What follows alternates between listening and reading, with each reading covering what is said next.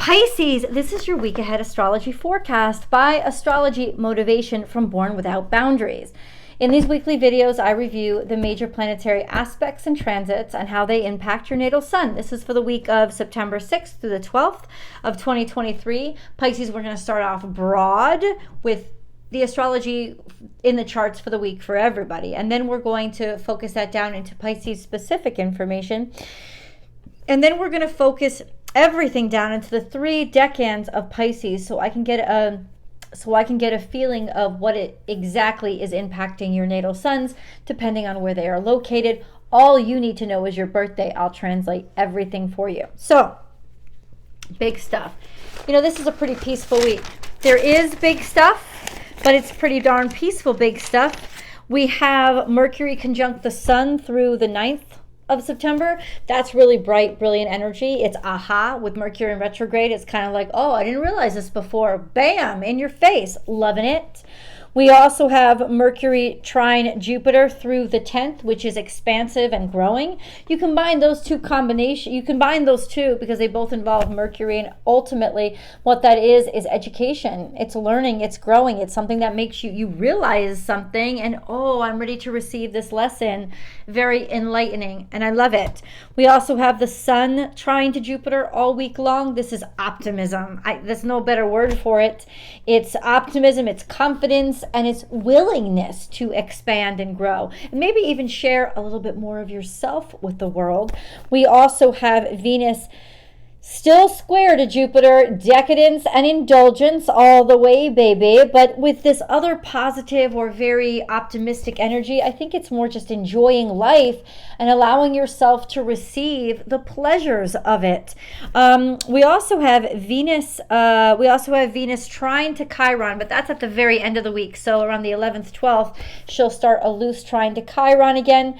That's beautiful healing. That's healing how you feel about yourself, how you feel about your own self-worth, or even some financial damages going to start to be repaired, which is really beautiful. But watch out next week, because toward the end of this week into next week, we have Neptune really messing with the Sun in opposition to the Sun. So people could try to sell you things that say, hey, I can help you out financially, just pay me this. Don't do it. Don't buy it. All next week, that kind of stuff is going to be rampant because the Sun by the end of this week is going to be in opposition to Neptune, and people will try to scam you. So just watch out and sit back and be very vigilant with that kind of stuff. Venus is sextile to Mars all week long. Hubba. What do I mean by that? You know what I fucking mean by that. It is sexy energy. It is sexual energy. It is sensual energy. It is, yeah. So this could be a very romantic week, especially on 9/11. And let us just take a second to remember that in the United States, where I'm from, that's a really hard day for us. It's a day of grieving and mourning for a lot of people. But on this September 11th, there's a beautiful energy where the Sun conjuncts Venus. And so both the moon conjuncts Venus, making it very romantic, dreamy, beautifully creative and psychic connection, deep emotional, sensual connections, while they're both sextile to Mars. That is probably the most romantic day this week. That's a lot of romance right there for you guys, for all of us. We also have like I said, by the end of the week, the Sun coming into opposition with Neptune. But yes, we also have Mercury coming in opposition to Saturn, which is about restricted and restrained speech or communications. And with Mercury already in retrograde, oh my God, next week is going to be frustrating as so let's enjoy this relaxation time that we have, this optimism. No, I don't think it's the calm before the storm. I think it's the calm before just something a little bit more rugged, but it's compared to what we've been through, this is really beautiful energy, and we need the reprieve.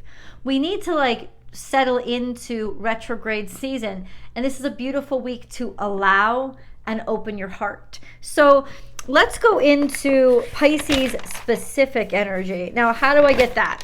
I look at what's going on in the zodiac sign of Pisces, and then I look at what's going on with your ruling dignitary, which is Jupiter. So in Pisces, we have Saturn at 2 degrees. Saturn is semi-square to Chiron, and by the end of the week, it will be in opposition to Mercury. It is also, yeah, that's a word. And then we also have Neptune at 26 degrees Pisces.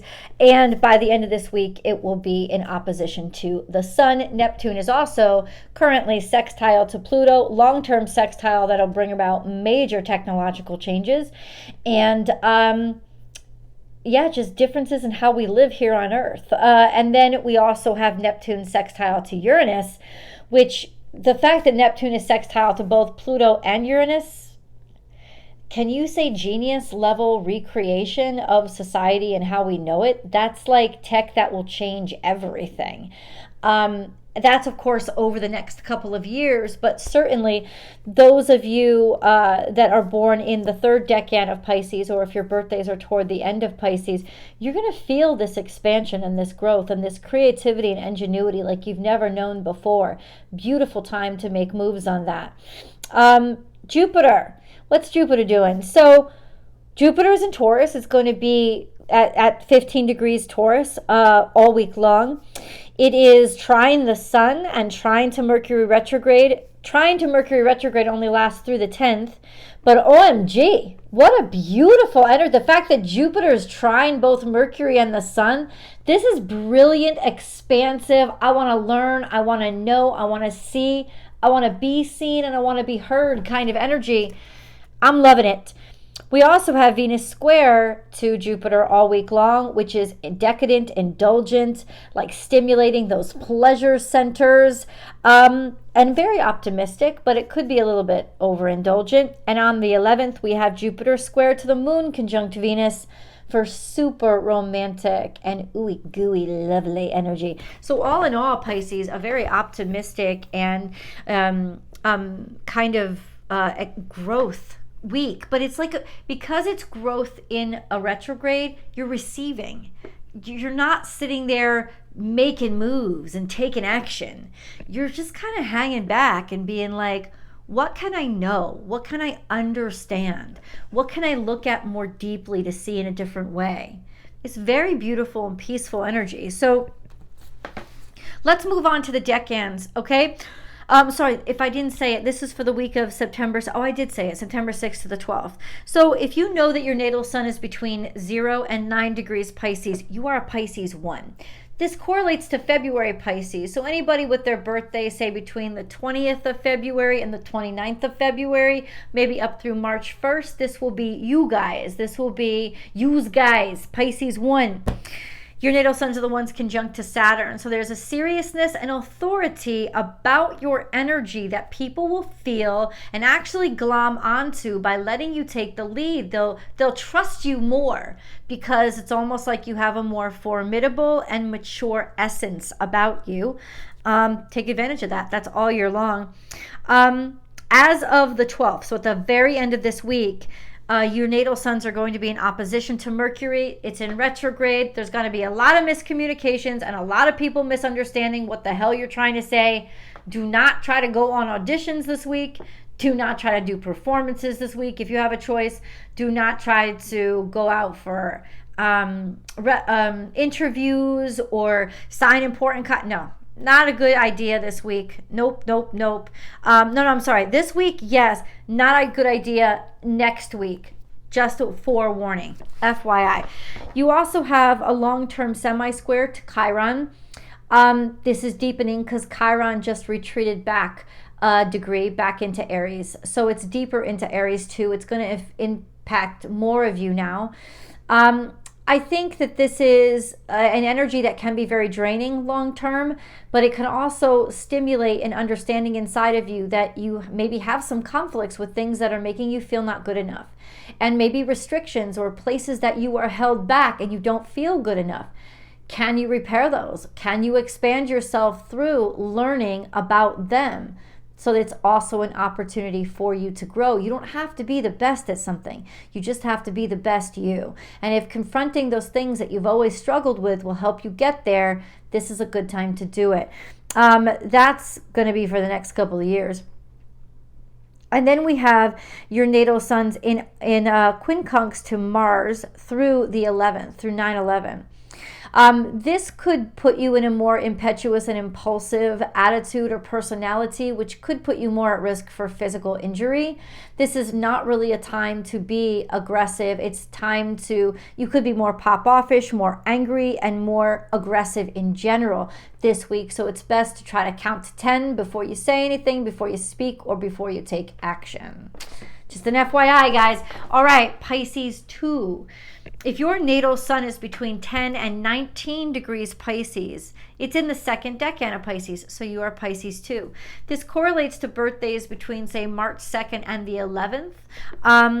In and around there, your natal suns are sextile to Jupiter. That's optimism, and that is opportunities coming to you, or just general luck overall, a sense of really knowing who you are and that your world is growing, being curious and letting yourself explore. This is a long-term transit, and it's beautiful energy. We also have a quincunx to Venus. And remember, on the 11th of September, Venus will be conjunct the moon. This could be agitation, frustration, or super stimulation when it comes to your romantic senses and your desires. You have an opposition to the sun, so your self-esteem could be compromised in a way. It could feel eclipsed in a way. It could feel like you're also butting heads more with people's egos, becoming more arrogant because the self-esteem or the energy levels just aren't there. So it's better to listen, and it's better to receive this week and just trust the universe is taking you into the right direction. You also have a long-term, for the next couple of months, semi-square to the North Node, which implies that there's a little bit of discomfort, but the good part with the semi-square is you're becoming aware of the discomfort, of what things really make you uncomfortable. And since they are about your North Node, there is that sense of how can you get not more comfortable with them. Yeah, how can you get to know them better? How can they have less of an impact on you? This is a pinpoint and a pinprick as to things that you need to start paying attention to address, to help yourself expand and mature.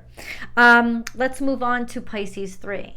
So Pisces 3, if you know your natal sun is between 20 and 29 degrees Pisces, it's in the third decan of Pisces, and you are Pisces 3. This correlates to Pisces birthdays about between March 12th and the 22nd. So for those of you who are Pisces 3s, your natal suns are conjunct Neptune. This is very creative energy. It's expansive, it's dreamy. It can be very distracting, and you can always crave being around water. If you are conjunct to Neptune, water has a big pull on you, and being near it is almost essential for your way of life. So if you're not living by the water, maybe try to get yourself near there. Water is very important. And if you feel you ever need to ground yourself, a salt bath is a really beautiful aid to help that out. But this is, that's if it's in your natal chart. This is a long-term transit. So for you guys, this is this is creativity. This is creativity on crack. Like, it's going to be super powered for the next couple of years, and you guys will really be stimulated in terms of it doesn't need to have been there before. Things are popping out. Also, this sense of